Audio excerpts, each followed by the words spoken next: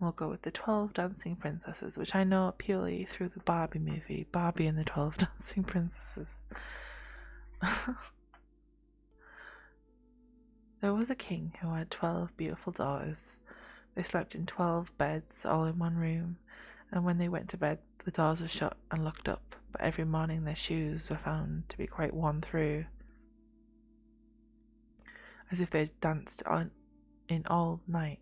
If they had been danced in all night, and yet nobody could find out how it happened, or where they had been, then the king made it known to all the land that if any person should discover this secret and find out where it was the princesses danced in the night, he should have the one he liked best for his wife, and should be king after his death. But whoever tried and did not succeed after 3 days and 3 nights should be put to death.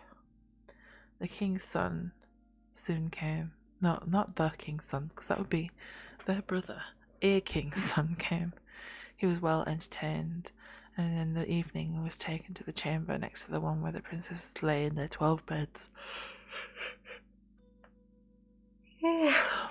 There he was to sit and watch where they went to dance, and in order that nothing might pass without his hearing it, the door of his chamber was left open. But the king's son soon fell asleep, and when he awoke in the morning he found that the princesses had all been dancing, for the soles of their shoes were full of holes. The same thing happened the second and the third night, so the king ordered his head to be cut off. After him came several others, but they had all the same luck, and all lost their lives in the same manner. Now it chanced that an old soldier who had been wounded in battle and could fight no longer passed through the country where his king reigned, and as he was travelling through a wood, he met an old woman who asked him where he was going. "I hardly know where I'm going or what I had better do," said the soldier, "but I think I should like very well to find out where it is that the princesses dance, and then in time I might be king." "Well," said the old dame, "that is no very hard task. Only take care not to drink any of the wine which one of the princesses will bring you in the evening, and as soon as she leaves you, pretend to be fast asleep." Then she gave him a cloak and said, "As soon as you put that on you, you will become invisible, and you will then be able to follow the princesses wherever they go." When the soldier heard all this good counsel, he determined to try his luck. So he went to the king and said he was willing to undertake the task. He was as well received as the others had been, and the king ordered fine royal robes to be given him, and when the evening came he was led to the outer chamber.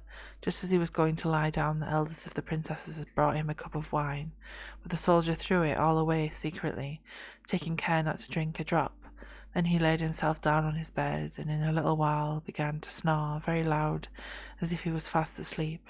When the 12 princesses heard this, they laughed heartily, and the eldest said, "This fellow too might have done a wiser thing than lose his life in this way."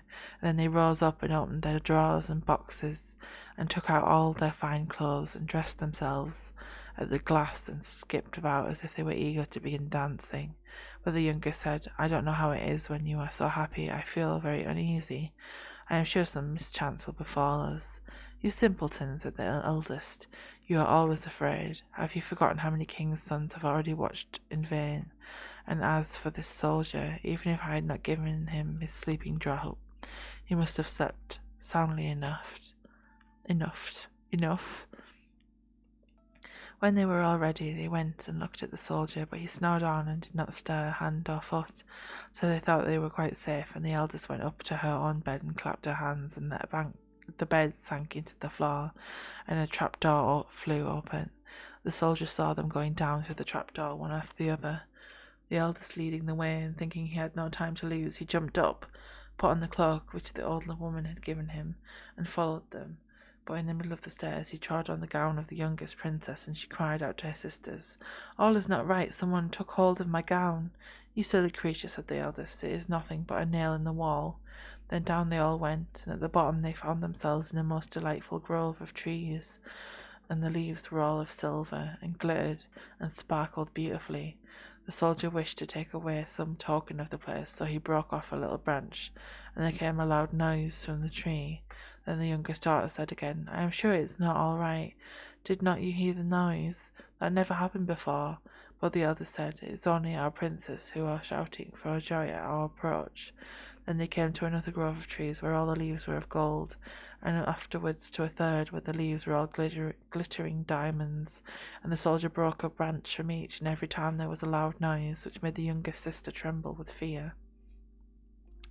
But the eldest still said it was only the princesses and princes, prince. It was only the princes who were crying for joy. So they went on until they came to a great lake, and at the side of the lake there lay 12 little boats with 12 handsome princes in them, who seemed to be waiting there for the princesses. One of the princesses went into each boat, and the soldier stepped into the same boat with the youngest. As they were rowing over the lake, the prince who was in the boat with the youngest princess and the soldier said, "I do not know why it is, but though I am rowing with all my might, we do not get on as fast as usual, and I am quite tired. The boat seems very heavy today." "It is only the heat of the weather," said the princess. "I feel it very warm too." On the other side of the lake stood a fine illuminated castle, from which came the merry music of horns and trumpets. There they all landed and went into the castle, and each prince danced with his princess, and the soldier, who was all the time invisible, danced with them too. And when any of the princesses had a cup of wine set by her, he drank it all up, so that when she put the cup to her mouth it was empty. At this too the younger sister was terribly frightened, but the eldest always silenced her. They danced on till 3 o'clock in the morning, and then all their shoes were worn out, so that they were obliged to leave off. The princes rowed them back again over the lake, but this time the soldier placed himself in the boat with the eldest princess, and on the opposite shore they took leave of each other, and the princesses promising to come back again the next night. When they came to the stairs, the soldier ran on before the princesses and laid himself down, and as the 12 sisters slowly came up, very much tired, they heard him snoring in his bed, so they said, "Now all is quite safe." And then they undressed themselves and put away their fine clothes, pulled off their shoes and went to bed. In the morning the soldier said nothing about what had happened, but determined to see more of this strange adventure, and went again the second and third night, and everything happened just as before. The princesses danced each time till their shoes were worn to pieces, and then returned home.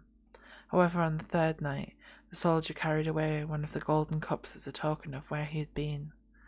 As soon as the time came when he was to declare the secret, he was taken before the king with the 3 branches and the golden cup, and the 12 princesses stood listening behind the door to hear what he would say. And when the king asked him, "Where did my 12 daughters dance at night?" he answered, "With 12 princes in a castle underground." And then he told the king all that had happened, and showed him the 3 branches and the golden cup which he had brought with him.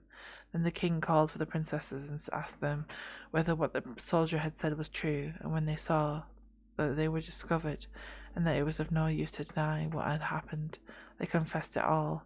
And the king asked the soldier which of them he would choose for his wife, and he answered, "I am not very young, so I will have the eldest."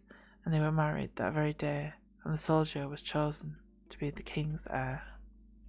And that's the end of the story of the 12 dancing princesses.